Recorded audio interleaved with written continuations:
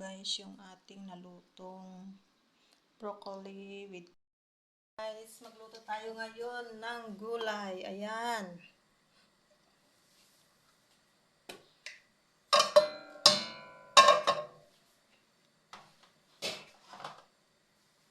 Bawang.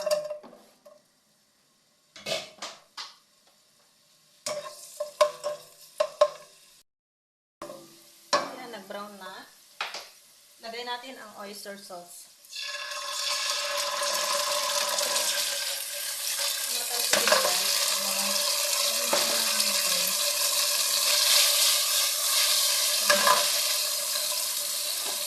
Maglagay ako ng konting tubig.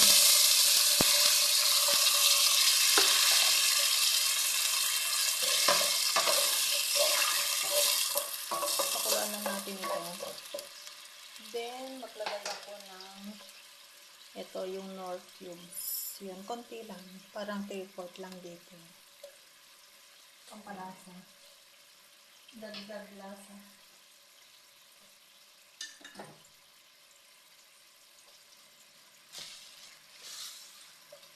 Pakuluan lang natin. Ayan.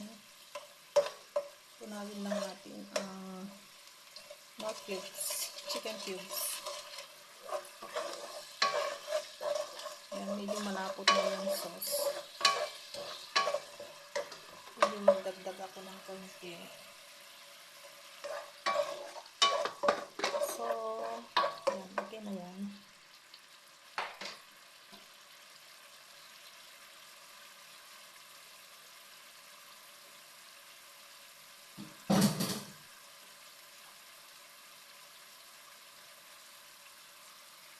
Lagay ko na yung carrots. Yung carrots ay mas matigas. Ito yung linans ko kanina.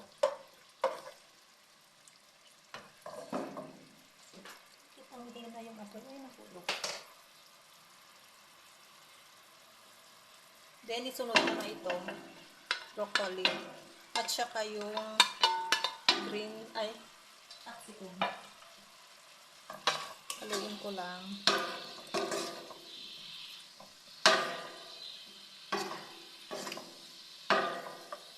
Huwag natin i-overcook guys. Kasi pangit tignan pag lantanan yung gulay. Maglagay ako ng pepper. Ground pepper.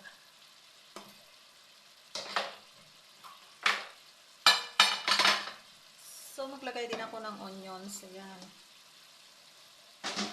Onions. Dapat mas taas pa yung apoy para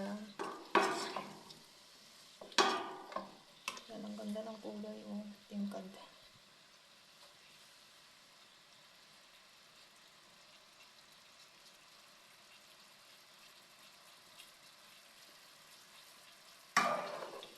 So, kumulo na. Hindi natin kailangan i-overcook ito. Meron akong konting cornstarch. Ayan. Pampalapot. Maglagay lang ako ng konti. Ganyan na. Tignan natin mamaya. Tayo na lang mag-adjust. Pakuluan lang natin ito. Para lumapot yung sauce.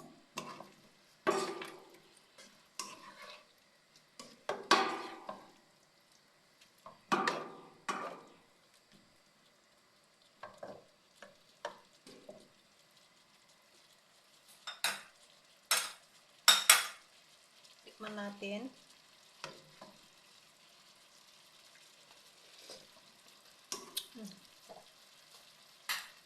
Sarap siya guys.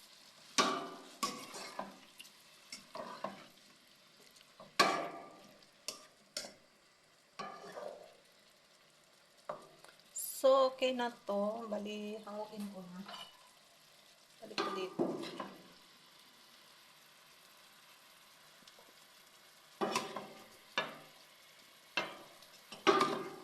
Kasi na-blance na kanina yung gulay, kaya napakabilis lang. Yung onions, medyo raw na siya. Mas maganda kasi pag medyo raw ang onions. guys yung ating